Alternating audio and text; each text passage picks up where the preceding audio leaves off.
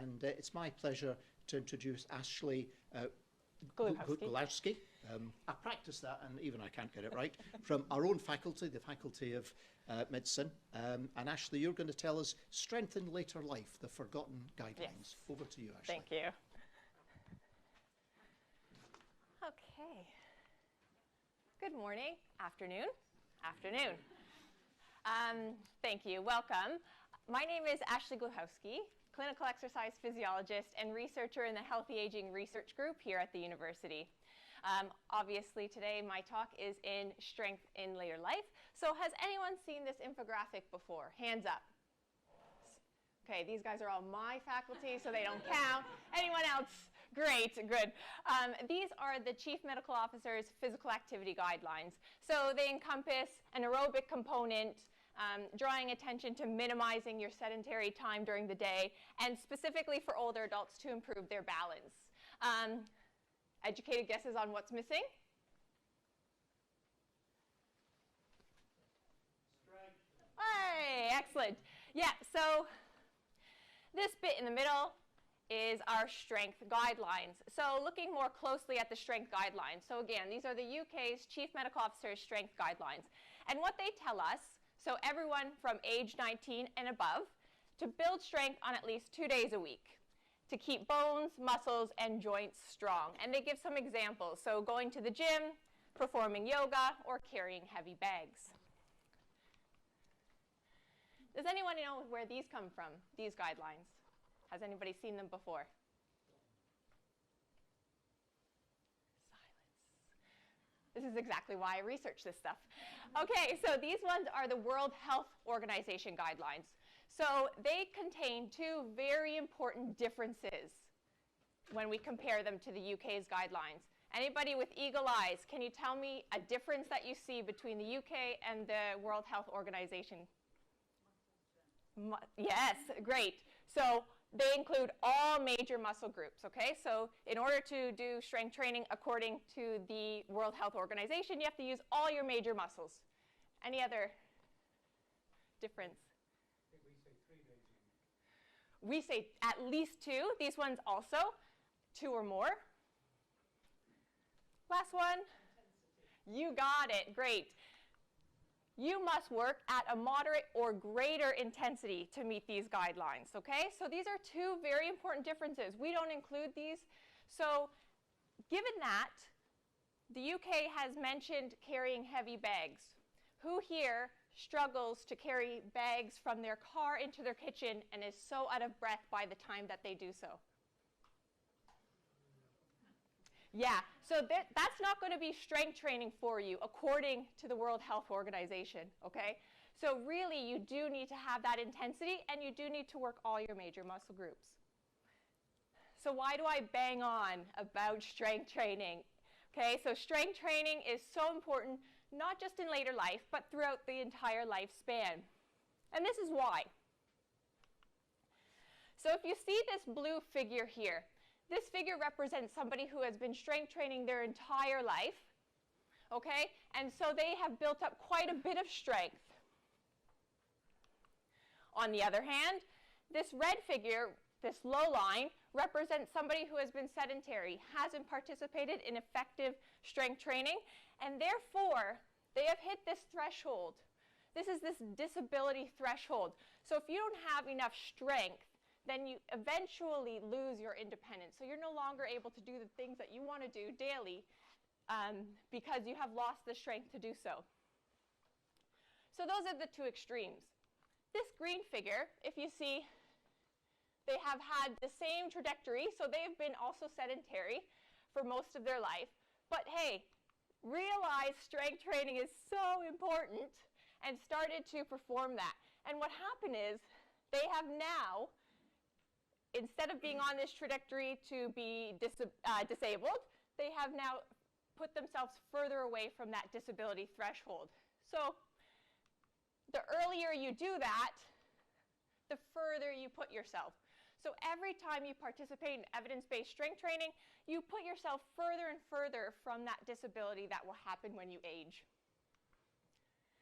Another way to visualize this is the UK has a age right now, lifespan of about 81.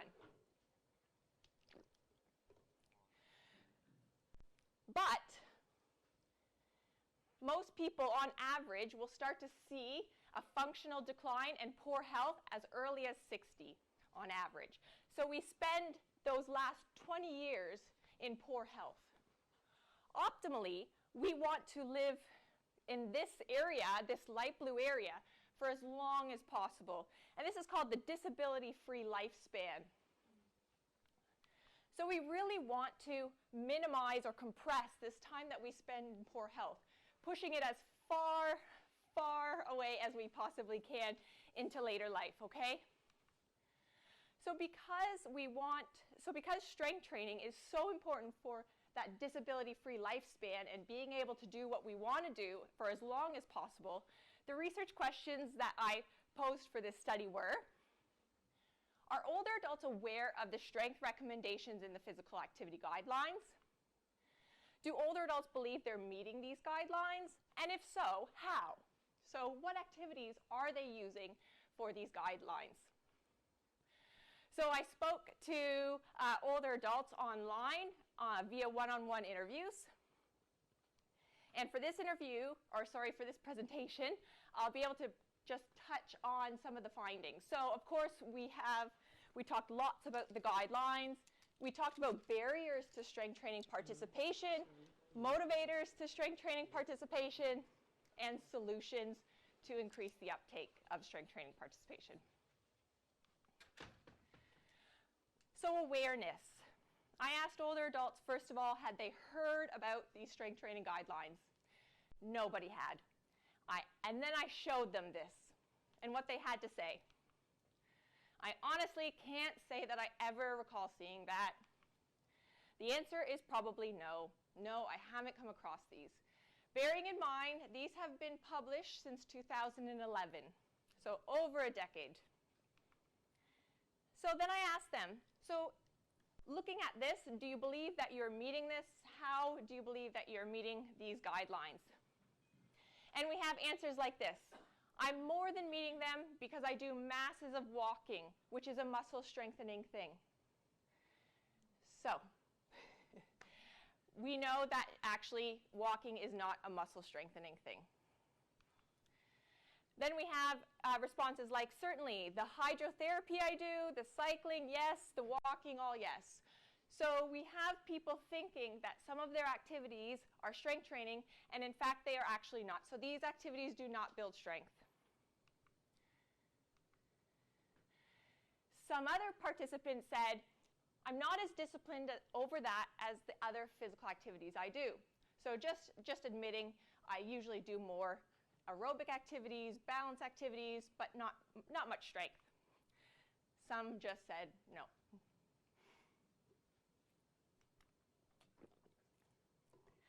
So we talked about the barriers to strength training in older adults.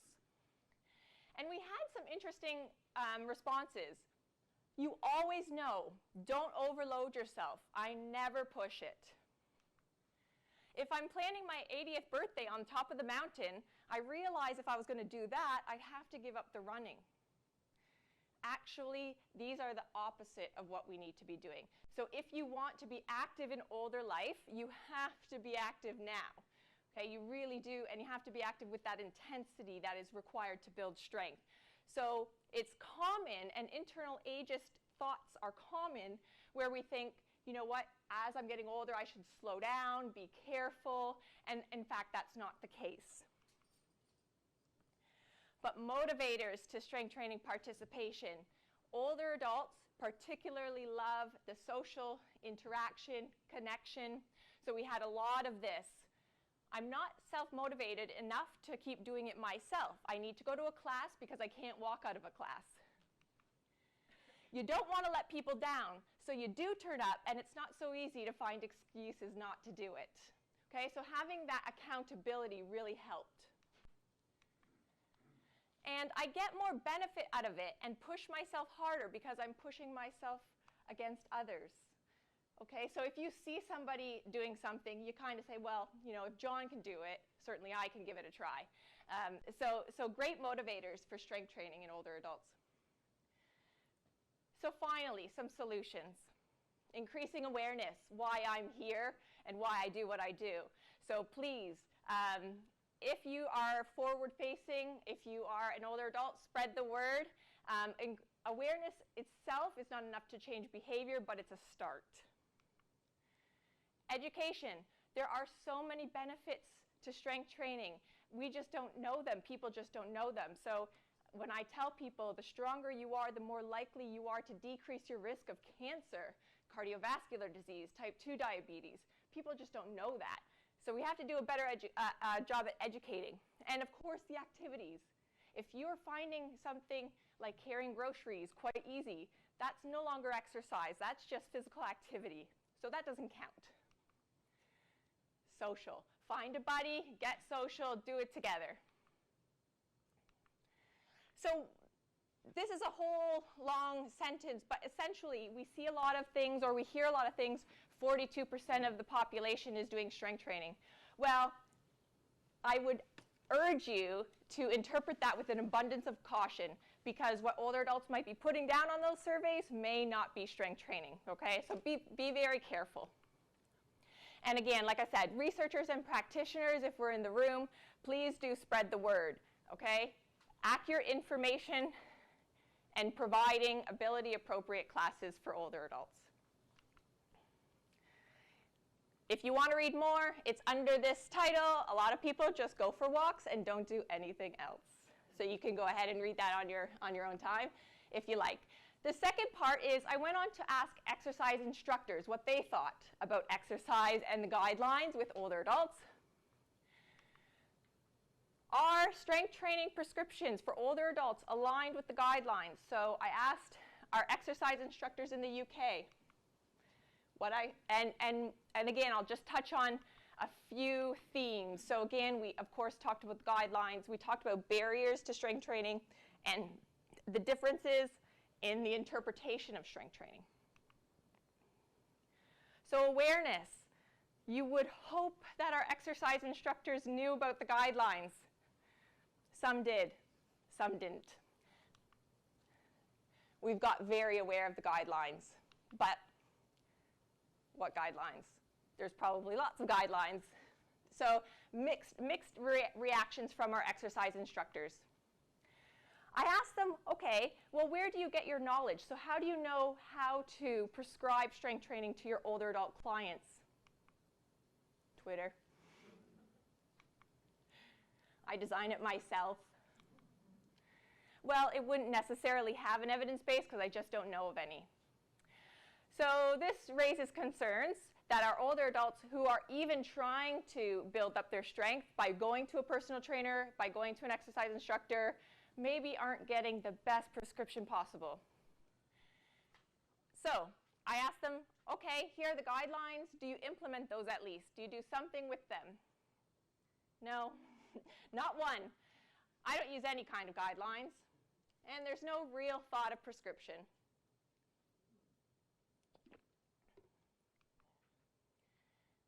The barriers to building strength, as far as the exercise instructors found, is to do with purpose and potential. So first, our instructor said, I don't feel you need masses of strength, because why? What's the purpose?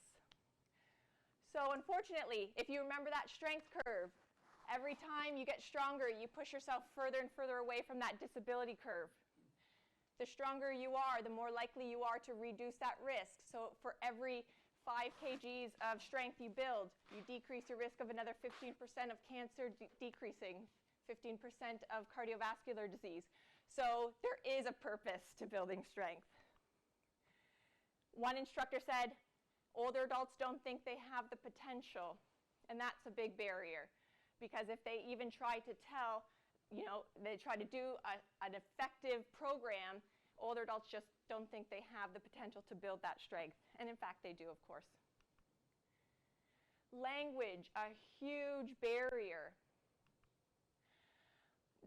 This instructor mentioned that she couldn't even say exercise or the person or people would just get up out of the room and go. So if I said strength training and you guys all went, wow, okay? So they couldn't even bring up these words. They were just so triggering to our older adults. And when she said strength, it was just an immediate association with rippling muscles. And again, they got up and left. Now, this is a very interesting theme.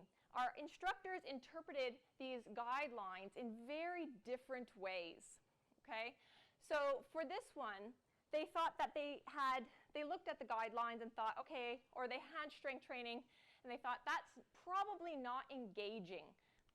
So they've gone down a social side, so social prescription rather than physical. And while that's great, you do need some physical prescription. This one said, I completely stepped away from gyms. I do walk and talk programs. Okay, so basically instructors are saying, you know what, strength training doesn't sell, or it's not engaging enough, and so I do other things. Again, misconceptions. Like we talked about with older adults, there are really a number of misconceptions when it comes to strength training. So this instructor said, we do sit-down marching and we increase our strength that way. And that will never increase strength. They come and sit down in a chair and watch us. So this was a gardening program. So again, not strength prescription. And again, this topic of ageism comes up once again, like it did for our older adults. And our instructor said, well, squats is not a good example of strength training because they're quite hard. And so when I talk about ageism, I talk about thinking older adults can't do something just because of their chronological age. And squats aren't hard because you're old. Squats are hard because you are deconditioned and you don't do them. I am not going to prescribe strength training because it's quite hard on the joints. Another misconception, strength training is actually really beneficial for the health of the joints. I don't want to be known for causing an injury. Again, strength training reduces your chance of injury. So so just thoughts that we have that we don't want to continue the myths. So in conclusion, okay, there is unfortunately a minimum amount of evidence that strength training programs for older adults are underpinned by any sort of guidelines or evidence. There is a severe lack of emphasis on load, in which I mean weights, intensity, and progression.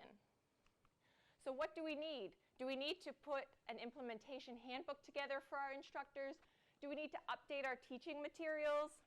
Maybe a re-education of instructors in the field, because what we need to do is we need to do a better job for our older adults. This is the second paper that is in preprint right now at SportRx IV, if you want to take a look at that. And contact me if you want to talk more. Thank you. Did I go over? Oh, okay. Ashley, thanks for getting us off to a great start. Absolutely super and very motivational. Thank you. A couple of questions. My colleague David has the microphone. So a quick question and a quick answer because we're conscious of time. Okay. If you could just introduce yourself as well so we know who you are. And then there's one right at the back.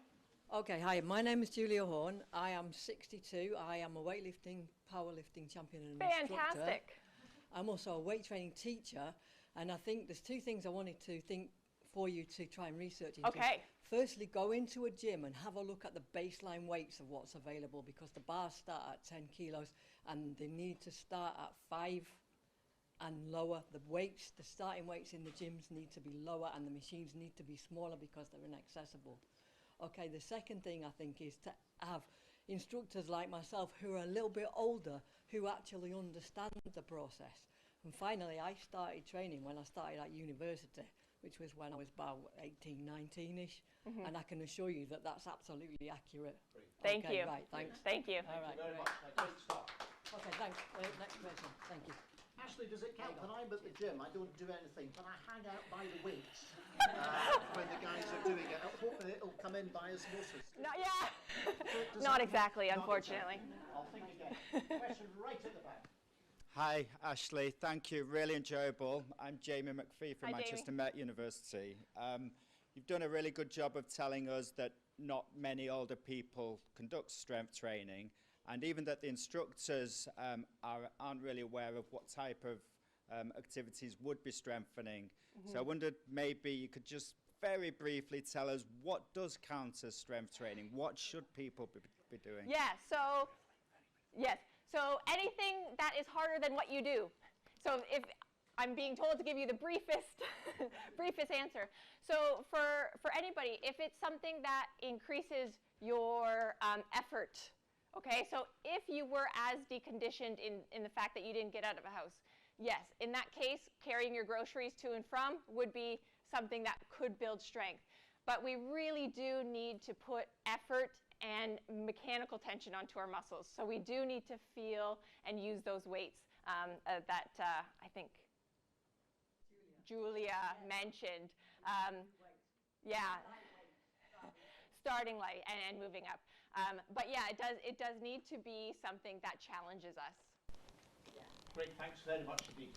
Final question from Janet. If you could introduce yourself. Yeah, Janet Lord, University of Birmingham. So a quick comeback for Julian. We've actually got weights in the QE in Birmingham that start really low, designed by a company called Minolta for older adults to get them going. But yeah, what do you think is the role of the GP? Ah, great Because question. I've certainly, great question. in my research, come across quite a lot of barriers there. Yes. And we've now got a week of exercise as medicine at Birmingham in the MBCHB to overcome this barrier that, you know, you shouldn't be doing exercise, take it easy. Yes, I know, terrible. Ideally, I would love a clinical exercise physiologist in each GPs. And you know what? Because they are so burdened with all type of other stuff that they need to cure and treat. And we are really there for prevention. So I'd love if in a GP they could just say, you know what, if you want to talk to somebody for exercise referral, here she is. Because they don't feel confident, they don't have the knowledge, they are not educated in these things. So I do feel their pain that they're there for 5 minutes and they've got to solve and treat the thing that the person is there for. But ideally, more clinical exercise physiologists out there working together with GPs to get more people into the exercise referral and get them doing strength training. A great idea. I remember Jo Brand, the comedian, tells a joke. She said, I went to my doctor and he said I should take up an activity that makes me breathless two or three times a week. So she says, I've started smoking. Oh,